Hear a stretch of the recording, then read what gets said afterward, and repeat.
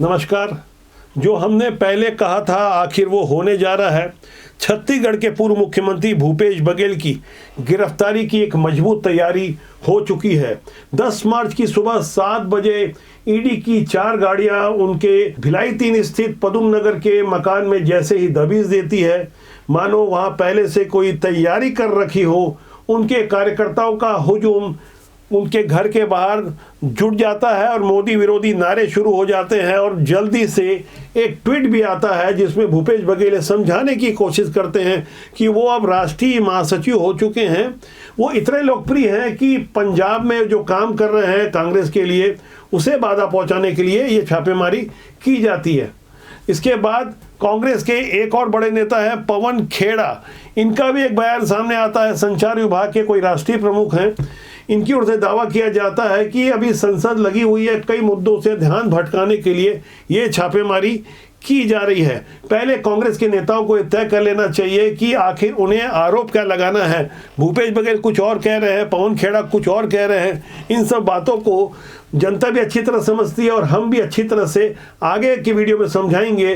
फिलहाल भूपेश बघेल के यहाँ जो छापेमारी की जो नई तस्वीरें सामने आई है, इसे आप गौर से देखिए। भिलाई का पदम नगर का वो इलाका जो बेहद चर्चित है, इस वक्त आप देख सकते हैं पूरी पुलिस फोर्स खड़ी है। भूपेश बघेल का घर के बाहर का ये नज़ारा है। काफ़ी तनावपूर्ण माहौल है।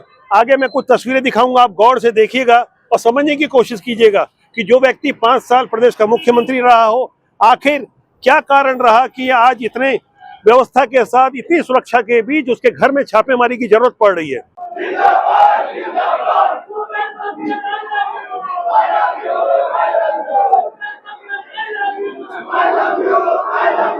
छापेमारी के दौरान भूपेश बघेल के घर के अंदर क्या कुछ चल रहा था, वहां मीडिया की तो मनाही थी, लेकिन जैसे ही नोट गिनने की मशीन घर के भीतर जाती नजर आई तो सोशल मीडिया में वो तस्वीरें कैद हो गई।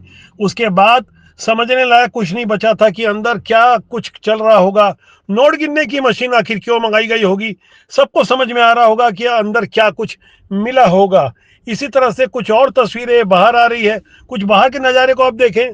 बाहर की तस्वीरों में सबसे बड़ी तस्वीर विधानसभा के बाहर नजर आई, जहां कांग्रेस के विधायक गांधी प्रतिमा के सामने धरने पर बैठ गए और ये समझाने की कोशिश करने लगे कि भूपेश बघेल के ऊपर जो कार्रवाई हो रही है, जो नोट मिल रहे हैं, जो कागजात मिल रहे हैं, वो गलत है। यानी कुल मिला के ईडी की कार्रवाई को गलत ठहराने के लिए राजनीतिक दबाव बनाने की भरसक कोशिश हो रही है।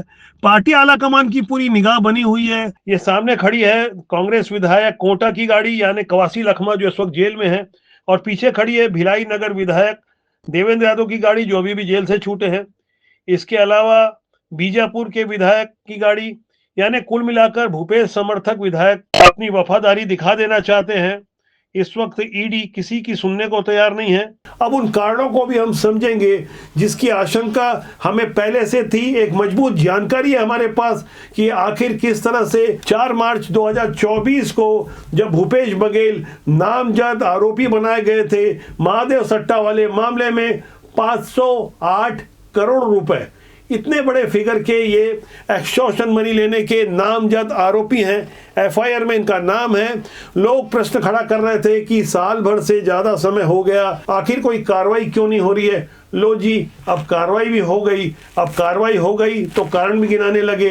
ये राजनीति में जनता खूब समझती है। वैसे भूपेश बघेल के अकेले उनके घर में छापेमारी नहीं हुई है, बल्कि उनके कई और समर्थक हैं। 15 से ज्यादा ठिकानों पर ये जो छापेमारी चल रही है, वहां ये समझाया जा रहा है भूपेश बघेल के पुत्र चेतन बघेल के ठिकाने पर, यानी उनका ठिकाना किस तरह से अलग है। ये हमने ग्राउंड जीरो पर जाकर दिखाया था कि विट्ठलपुरम उनकी एक कॉलोनी है, जहां एक बहुत बड़े स्थापित बिल्डर बन चुके हैं भूपेश बघेल के पुत्र चेतन बघेल। एक दूसरे मामले में भी उनसे भिलाई 3 की पुलिस ने पूछताछ की थी। इतना ही नहीं, बल्कि उनकी बहन दीप्ति बघेल को भी बुलाया था। वो मामला कुछ ऑनर किलिंग से जुड़ा हुआ था। विनोद शर्मा, जो भूपेश बघेल के घर के नजदीक वाले एक शासकीय कॉलेज के सहायक प्राध्यापक, सहायक प्रोफेसर हैं। यहीं पर भूपेश बघेल की बेटी दीप्ति बघेल भी सहायक प्रोफेसर हैं। लेकिन एक दिन अचानक विनोद शर्मा के ऊपर भाड़े के गुंडों से जो हमला करवाया गया, उस मामले में जो पूछताछ हुई थी वो मामला अलग है, क्योंकि यहाँ छापेमारी ईडी ने की है और वो मामला पुलिस का था। चूंकि चेतन बघेल के ठिकाने पर भी छापेमारी हो रही है, इसलिए लोग तरह तरह की आशंका प्रकट कर रहे हैं। तो हम यहाँ स्पष्ट कर दें, ईडी का पूरा ध्यान शराब घोटाला, कोयला घोटाला और उसके अलावा महादेव सट्टा वाले मामले में है, जहां पैसों का अनुचित लेन देन हुआ था और कोई सेंटर पॉइंट बना हुआ था, तो वो था भूपेश बघेल का बंगला। उन्हें ये गलतफहमी थी कि यहाँ छापेमारी नहीं होगी। वैसे वो सही भी थे, जब तक वो मुख्यमंत्री रहे इस तरह से छापेमारी नहीं हुई। हालांकि उनके पॉलिटिकल एडवाइजर विनोद वर्मा और दो उनके बेहद करीबी दाएं बाएं रहने वाले ओएसडी आशीष वर्मा और मनीष बंछोर के ठिकानों पर उनके मुख्यमंत्री रहते। उनके जन्मदिन वाले दिन 23 अगस्त 2023 को छापेमारी हुई थी। तब वहां कुछ दस्तावेज मिले थे, उनसे कड़ियों को जोड़ा जा रहा था। चंद्रशेखर वर्मा जो महादेव सट्टा वाले मामले में जेल में बंद है, पुलिस के पुराने एएसआई हैं, इनकी बेहद महत्वपूर्ण भूमिका थी, मिडमैन के रूप में काम कर रहे थे। इनके बारे में भूपेश बघेल के बेहद करीबी और सेक्स सीडी मामले के भी जो आरोपी है विनोद वर्मा ने एक प्रेस कॉन्फ्रेंस लेकर समझाने की कोशिश की थी कि चंद्रशेखर वर्मा से उनकी रिश्तेदारी नहीं है। अब जो भूपेश बघेल के ठिकानों पर छापेमारी चल रही है, वहां से कुछ आप तस्वीरों को देखें, किस तरह से ईडी की कार्रवाई को रोकने की तैयारी हो रही थी। और जो भूपेश बघेल के कार्यालय की ओर से उनके स्टाफ ने ट्वीट किया है, उसकी एक पंक्ति पर यदि गौर करें तो जहां उन्होंने पहले ही लाइन में लिखा है, 7 वर्षों से चले आ रहे झूठे केस को जब अदालत ने बर्खास्त कर दिया तो आज ईडी के मेहमानों ने पूर्व मुख्यमंत्री कांग्रेस महासचिव भूपेश बघेल के भिलाई निवास पर आज सुबह प्रवेश किया। इसी 7 साल वाली लाइन को दीपक बैज भी बोल रहे हैं, कांग्रेस के प्रदेश अध्यक्ष हैं। हालांकि ईडी की ओर से कोई ऑफिशियल बात नहीं बताई गई कि कौन सा 7 साल पुराना मामला था। हाँ, वो तारीख हमें याद है जिसमें भूपेश बघेल नामजद आरोपी हैं, वो है महादेव सट्टा का मामला। तारीख है 4 मार्च 2024। इस मामले में भूपेश बघेल से स्वाभाविक रूप से पूछताछ भी होनी थी, दस्तावेज भी जब्त किए जाने थे। वैसे कोल स्कैम वाले मामले में भी कांग्रेस के कई पदाधिकारियों से आज की तारीख तक पूछताछ नहीं हुई है। देवेंद्र यादव भी इस मामले में आरोपी हैं। वैसे इस बात की प्रबल संभावना है कि ईडी की जो छापेमारी चल रही है वो उसके कनेक्शन कहीं ना कहीं शराब घोटाले से जुड़े हुए हैं, क्योंकि सरकार रहते जो पैरेलल शराब का कारोबार शुरू किया था, सरकारी शराब दुकानों में जो अवैध शराबें बेची जा रही थी, जिस तरह से नकली होलोग्राम का मामला रंगे हाथों पकड़ा गया है। 2 आईएएस जेल में है और ढेर सारे कारोबारी जेल में है। यहां तक भूपेश बघेल की बेहद खासम खास सौम्या चौरसिया जो बहुत बड़ी राजदार हैं, वो 2 दिसंबर 2022 से जो जेल गई आज तक नहीं छूटी। हालांकि वो कोल स्कैम वाले मामले में जेल में है, आय से अधिक संपत्ति वाले मामले में जेल में है, लेकिन जो नई छापेमारी हो रही है उसमें कुछ नामों पर यदि गौर किया जाए जिन्हें हम अच्छी तरह से जानते हैं कि इनके कनेक्शन कहीं ना कहीं शराब घोटाले और अनुचित कमाई से जुड़े हुए हैं, तो नामों पर गौर करें। जो प्रारंभिक जानकारी हमारे पास आई है, जहां छापेमारी की कार्रवाई चल रही है, भूपेश बघेल के घर के आसपास ही रहने वाले लोग हैं। उनमें 2 नाम है, लक्ष्मी नारायण बंसल और पप्पू बंसल। इनका नाम कहीं ना कहीं शराब घोटाले और मनी लॉन्ड्रिंग के मामले में सामने आया था।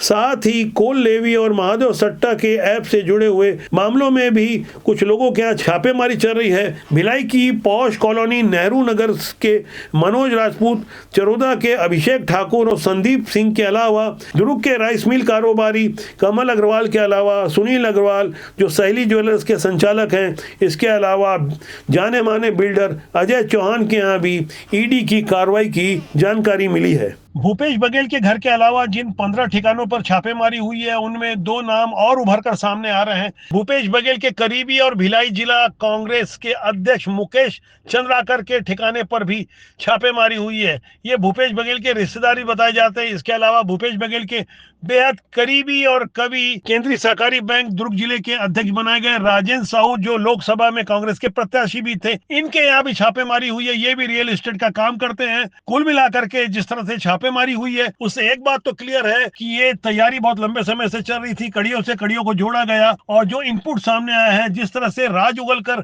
सामने आ रहे हैं, उससे कुछ और नई बातें सामने आ रही है। भूपेश बघेल के कुछ और करीबियों के यहाँ छापेमारी के बाद गिरफ्तारी होगी, इतना तो तय है, इसका हम थोड़ा सा और इंतजार कर रहे हैं। इस पर छत्तीसगढ़ की विधानसभा में बजट सत्र चल रहा है और लोकसभा में भी संसद का सत्र लगा हुआ है। ऐसे माहौल में जब छापेमारी हुई है तो जाहिर तौर पर मेन स्ट्रीम की मीडिया और राजनीतिक विश्लेषक इस बारे में अपने अपने ढंग से व्याख्यान प्रस्तुत करेंगे, लेकिन हमने भूपेश बघेल से जुड़ी हुई ढेर सारी ऐसी जानकारियां लगातार अपने पिछले कई वीडियो में आपके साथ साझा की है। चाहे तो आप सर्च कर देख सकते हैं, कीवर्ड जैसे आप डालेंगे भूपेश बघेल की गिरफ्तारी तो राष्ट्रबोध के ढेर सारे आपको वो वीडियो मिल जाएंगे। अंदर खाने की वो बातें जो कांग्रेस के भूपेश बघेल से कभी न कभी जुड़े हुए लोगों ने हमसे साझा की और हमारे मजबूत सूत्रों ने जो ढेर सारी जानकारी हमको जुटा कर दी, उन जानकारियों सबूतों से इतना तो तय है कि भूपेश बघेल ने खुद की छवि चमकाने के लिए 2.5 साल की बजाय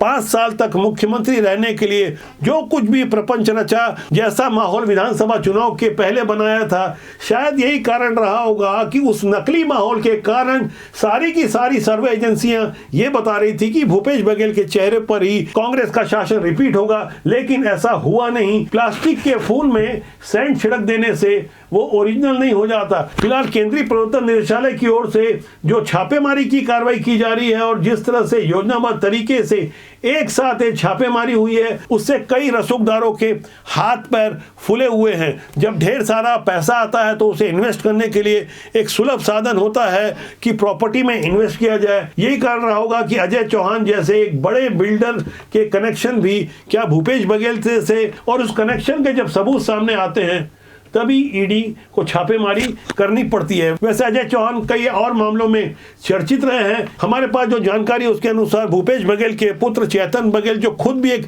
बिल्डर हैं, उन्हें अजय चौहान की कोई एक जमीन पसंद आ गई थी। उसके बाद चेतन बघेल को अजय चौहान की ओर से वो जमीन मजबूरी और दबाव में देनी पड़ी क्योंकि भूपेश बघेल उस वक्त मुख्यमंत्री थे। हालांकि अजय चौहान खुद इस बारे में कभी स्पष्टीकरण नहीं देंगे, लेकिन हमारे जो मजबूत सूत्र हैं वो बता रहे हैं कि अकेले सौम्य चौरसिया के यहां से ही 29 अघोषित प्रॉपर्टी ही नहीं पकड़ाई गई, बल्कि भूपेश बघेल उनके करीबियों के नाम जो बेनामी संपत्तियां इकट्ठा की गई है उनकी कड़ियां अब जोड़ ली गई है, वो पहली सुलझा ली गई है। जहां भूपेश बघेल दम ठोककर ये कहा करते थे कोई सबूत है तो बताओ, 1 रुपए हमारे यहाँ से नहीं मिला। साहब रुपए मिलेंगे कहाँ से? जब आपने गलत तरीके से इन्वेस्टमेंट कर दिया होगा तो नगद पैसा नहीं मिलेगा। लेकिन जो ढेर सारी आकुल धन संपदा आप देख सकते हैं अपनी स्क्रीन में, ये महंगी महंगी गाड़ियां, ये महंगी महंगी कारें, आप देख सकते हैं कि क्या एक विधायक या मंत्री रहते भूपेश बघेल को इतने करोड़ों की आमदनी होती होगी। क्या भूपेश बघेल को खुलकर यह नहीं बताना चाहिए कि उनकी बेहद करीबी सौम्य चौरसिया से उनके किस तरह के प्रगाढ़ संबंध थे, जिन संबंधों के कारण सौम्य चौरसिया जेल में है। जब वो जेल में गई थी तब उन्होंने कहा था कि हम उनका भरपूर साथ देंगे, लेकिन ऐसा हुआ नहीं। खुद को बचाने के लिए एक मंझे हुए पॉलिटिशियन की तरह भूपेश बघेल खुद को बता रहे हैं कि मैं डरा नहीं हूं। हाल में ही देवेंद्र यादव भी जेल से छूटे हैं, वो भी ऐसी बातें किया करते थे कि गिरफ्तार कर लो। लंबे समय तक वो जेल बंदी रहे, करीब 187 दिनों तक वो जेल से हाल में ही छूटे हैं। भूपेश बघेल अच्छी तरह से जानते हैं कि एक बार जेल गए तो उनकी हालत भी अरविंद केजरीवाल जैसे हो जाएगी। जनता की नजरों से तो पहले ही गिर चुके थे, अब राजनीतिक करियर भी समाप्त हो सकता है, क्योंकि ईडी ने जैसे ही छापेमारी की तो उन्होंने बता दिया ट्वीट के माध्यम से कोई 7 साल पुराना मामला है। वो मामला कौन सा है खुल के नहीं बता रहे हैं। उन्हें मामले के बारे में भी लिखना चाहिए था। जब तक ईडी की ओर से आधिकारिक रूप से यह नहीं बताया जाता कि फलाने मामले में छापेमारी हुई है, तब तक भूपेश बघेल और दीपक बैज को इस तरह के बयान देने से बचना चाहिए। लेकिन मुद्दों को भटकाने की ऐसी कुशल राजनीति को अब जनता भी बखूबी समझ रही है। भारतीय जनता पार्टी की ओर से उप मुख्यमंत्री अरुण साव का भी एक बयान सामने आया है भूपेश बघेल की गिरफ्तारी के बारे में। उन्होंने कहा है कि इस बात से कैसे इनकार करेंगे कि आप भूपेश बघेल के कार्यकाल में बड़े बड़े घोटाले हुए हैं, जिसमें उनके नजदीकी अधिकारी और शराब घोटाले में तत्कालीन आबकारी मंत्री और ईडी की कार्रवाई लंबे समय से चल रही है। कोई आज अचानक कार्रवाई की गई है ऐसा नहीं है। लंबे समय से ईडी जांच कर रही है। जांच के प्रक्रम में उन्हें कोई तथ्य मिला होगा, साक्ष्य मिला होगा, उसके आधार पर ईडी ने ये जांच की कार्यवाही की है। और यदि आपकी कोई भूमिका नहीं है तो डरने और घबराने की तो कोई बात होनी नहीं चाहिए। 4 मार्च 2024 को जब भूपेश बघेल के विरुद्ध महादेव सट्टा वाले मामले में 21 अन्य आरोपियों के साथ नामजद शिकायत दर्ज हुई थी, तब रवि उप्पल, सौरभ चंद्राकर, शुभम सोनी के अलावा कांग्रेस के कई पदाधिकारी और कई अज्ञात पुलिस अधिकारियों के बारे में उस एफआईआर में जिक्र किया गया था। महादेव सट्टा वाले मामले में हमने लगातार भूपेश बघेल के कार्यकाल के दौरान भी डंके की चोट पर आम जनता को सट्टे कैसे कारोबार से बचाने के लिए निष्पक्षता और निडरता के साथ जानकारियां रखी, जिसका खामियाजा हमें भुगतना पड़ा। भूपेश बघेल और उनकी सरकार ने हम पर जिस तरह के प्रतिबंध लगाए थे और सौरभ चंद्राकर और रवि उप्पल ने खुद मुझे 1 करोड़ की मानहानि का नोटिस दिया था, उसके बावजूद हमने लगातार कोशिश की कि महादेव सट्टा वाले मामले से किस तरह से भूपेश बघेल के कनेक्शन है आम जनता के सामने रखा जाए। और चैतन्य बघेल की जो संदिग्ध भूमिका थी उस पर भी हमने लगातार विमर्श किया। वो ऐसी जानकारियां थी जो किसी राजनीतिक दुर्भावना या पूर्वाग्रह से ग्रस्त नहीं थी, बल्कि एक मुख्यमंत्री और उनके रसूखोर प्रभावशाली करीबियों से जुड़ी हुई जानकारी थी, जिन्होंने कोयला, शराब, जमीन, सीजीपीएससी, यहां तक गोबर घोटाले से भी कोई परहेज नहीं किया। ये ऐसे ऐसे घोटाले थे जिनके सबूत सामने आ रहे थे। उन सबूतों के आधार पर कई लोगों की गिरफ्तारियां हो रही थी, जमानतें नहीं हो रही थी। गौर करने वाली बात यह है कि कॉल स्कैम वाले मामले में जहां भूपेश बघेल की आंख नाक कान बनी हुई सौम्या चौरसिया को सुप्रीम कोर्ट से भी जमानत याचिका खारिज होने के बाद सुप्रीम कोर्ट ने 1 लाख रुपए का फाइन लगाया था। इस बारे में आप गंभीरता से सोच सकते हैं कि कितने मजबूत सबूत प्रस्तुत किए गए होंगे जिस वजह से जमानतें नहीं मिल रही थी। आज जब छापेमारी हो रही है तो भूपेश बघेल उनके समर्थकों को ये बात अच्छी तरह से समझ लेना चाहिए कि अब जनता पहले की तरह नहीं है, बल्कि काफी जागरूक हो चुकी है।